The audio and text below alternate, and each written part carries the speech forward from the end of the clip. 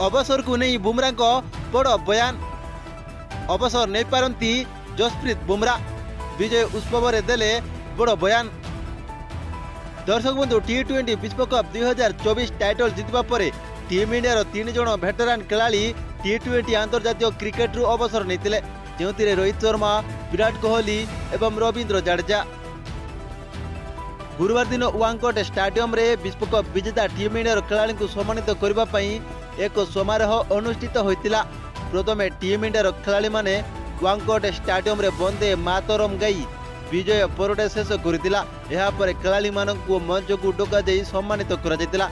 एही समय मध्य टी20 विश्वकप 2024 रे टूर्नामेंट रो प्लेयर थिबा जसप्रीत बुमरा को तांको अवसर विषय पचरा जैतिला।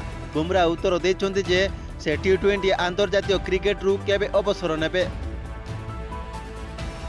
तो आसंतु जानिबा अवसर को नहीं कोन कहिले जसप्रीत बुमरा।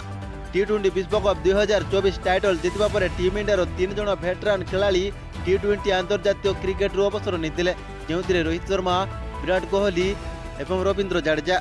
जहाँ पर बुमरा वर्तमान तांको अवसर विषय खोलाखोली भावे कहिसंती। बुमरा कहिसंती जे वर्तमान सुधा टी20 क्रिकेट रु अवसर नेबाकू तांकर कौनसी उद्देश्य नहीं, यह केवल तांकर आरंभ। सेमानकू तथापि आगकू जीवाकू पड़िबो। जदि देखबा फाइनल जितबा परे कांदिथिले बुमरा। जसप्रीत बुमरा कहिसंती जे साधारणतः मु कांदे नहीं, किंतु यही विजय आत्मविश्वास थिला। मो पुओ को देखिबा परे मो भीतर आसीथिबा भावना बहुत आश्चर्यजनक थिला। एहा परे मु मोर लुह बंद करि पारिली नहीं, मु दुई थर कांदिथिली।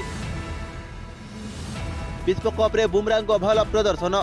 टी20 विश्वकप 2024 रे टीम इंडिया सबुठारु विपदजनक द्रुत बॉलर जसप्रीत बुमरा चमत्कार बॉलिंग करी उपस्थापन करथिले। जतेबेले टीम इंडिया विकेट आवश्यक करथिला, बुमरा दल को विकेट देथिले।